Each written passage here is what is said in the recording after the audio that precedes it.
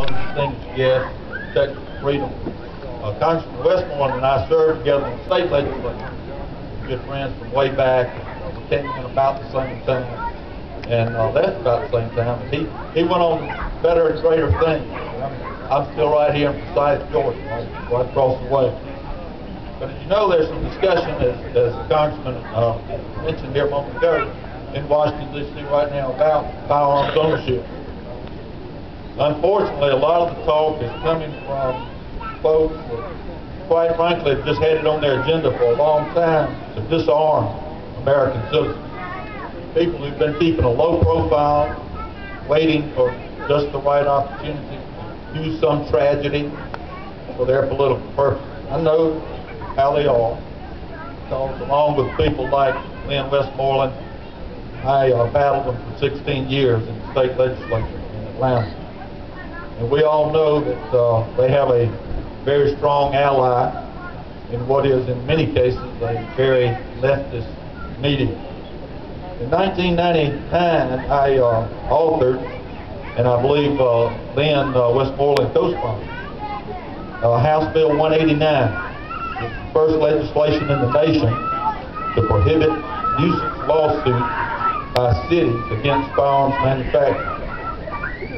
These were lawsuits that were brought by people like Richard Daley, the mayor of Chicago, and Bill Campbell, the mayor of Atlanta, for one purpose and one purpose only, and that was to bankrupt the companies that manufacture firearms. Well, you wouldn't have believed the ruckus that we caused when we introduced that bill. The national and international media descended on Atlanta and the Gold Dome, and they, most of them presented, not all, but most of them presented the story with a very anti-Second Amendment slant. Well, all worked out, all well that ends well. We passed the bill. Afterwards, 33 more states passed the bill, and then Congress passed a very similar bill, and President Bush signed the federal version into law in 2005. Well, just like the media had a field day with House Bill 189, they are clearly doing so again now. Look, the tragedy that occurred up in Newtown, Connecticut was terrible. Nobody would say otherwise. It shouldn't have happened. We all hope it doesn't happen again. But the proponents of this new gun control push and the media say that we have a problem in the country, and they try to identify it as firearms. But we do have a problem in this country, but it's not firearms, it's violence. Our schools should have a plan in place to protect our children. The NRA, which is absolutely the largest, the biggest trainer of firearms use and safety in the nation, has offered to help with that. You know, I'll tell you one thing that's sort of strange about that, strikes me as strange, is that I don't remember a liberal media firestorm by the leftist media that I referred to a moment ago, when Bill Clinton came up with the Cops in Schools program during his administration. This is what created, helped fund a lot of the resource officers that we have in our schools now. So I guess that with some of the folks in Washington and with some of the media, it all depends on the source of the initiative. They just don't like the source now. But it's my understanding that about 28% of our schools have some type of armed security already. But we all pray that this kind of thing will not happen again. But when something bad does happen, as Congressman Westmoreland pointed out, then we all pray that when someone does something with a gun, he's a bad guy, we hope that there's a good guy close by with a gun. Our children are important. We owe them that. We owe them at least careful formulation of some kind of security, some kind of plan to protect them at school. Mayor Bloomberg, the Hollywood elite, and the liberal media, they'd have you believe the only way we can do that is by passing more gun laws. They believe that that's the only way to do it. That's just not the case. We've got over 20,000 laws on the books now dealing with this.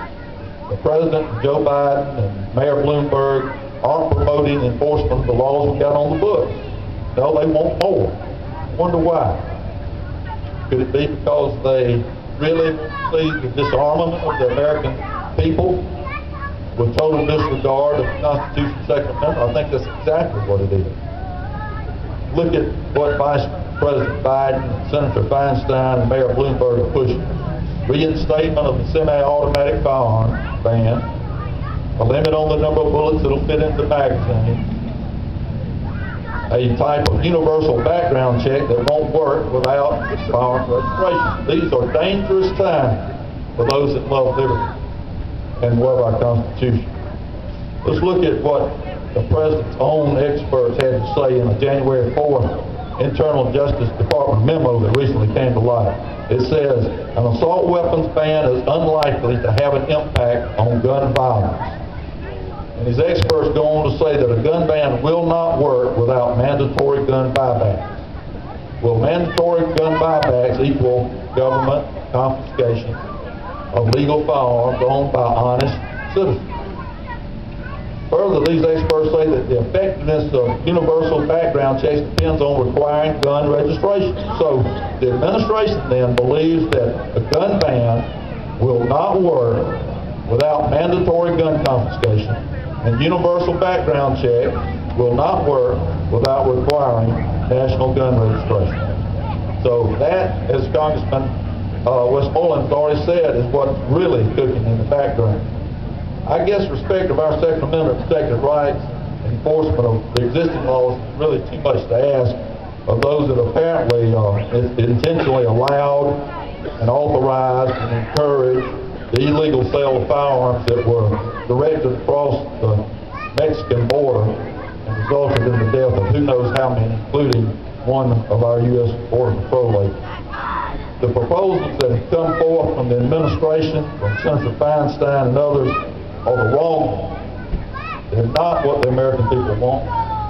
They're blaming the gun again, once again, attacking freedom.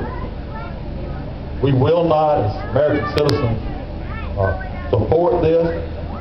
We will not stand for it. And I think there's plenty of evidence of that. Gun sales are setting new records. There are polls out there that show that Americans don't see more need for restrictions on our Second Amendment rights. And more women are buying firearms. And since the President called for these new gun restrictions, the NRA has added an average of 8,000 members per day. And we had one day where we had 30,000 members. We're effective because of our membership. A couple of months ago we were at 4 million, now we're at 4.5 million. We need to be at 10 million. And you can help us do that. I close with this. One of my fellow NRA board members, Graham Hill, recently had this to say in an appeal to the membership of the 50 Caliber Institute. He said, more than 2,000 years ago, the Greek king Leonidas stood on hot sand, the weight of shield and spear heavy on his arm. To his right, his left, stood a mere 300 men. Spartans, yes, but barely a handful compared to the hundreds of thousands of Persians that stood before them, swords drawn.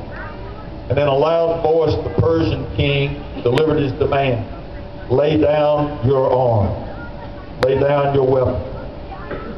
Common sense said run. Political wisdom said surrender. Far, far from the Spartan line stood every bureaucrat and intellectual who said violence solved nothing, who said weapons were not needed by peaceful citizens. Were those mindless few alone to pay the price for such folly, Leonidas might have laid down his spear upon the ground. But for every corrupt politician, for every feckless philosopher, there were countless wives, sons, and daughters, brothers and sisters of the very men who stood there on the line. At stake was everything the Spartans held dear: their lives, their beliefs, their traditions. Facing insurmountable odds, Leonidas considered the Persian demand: lay down your weapons. And then Leonidas shouted back, come and take it. Once again, thank you for letting us be with you today. We do have some applications with us, have some cards over here. Anyone has any questions, we'll be glad to try to answer them. But thank you for your support of the Second Amendment. Thank you for letting me with you.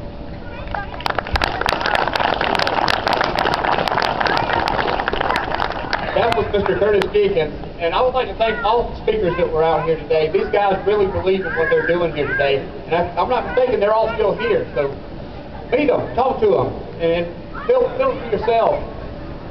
We've got one more speaker coming up in just a little bit. Ryan Christopher will be up at 3 o'clock. We're going to bring the Tyler Hammond Band back up here to play a little bit for you. I'm going to bring Phil up here before it's so well. Thank Phil Parrott. He's going to put all this together here today, the local rally. If you haven't done so yet, be sure to get over to the Tea Party kit and sign that petition. That petition is going to stop, or meant to stop, Senator Feinstein's bill.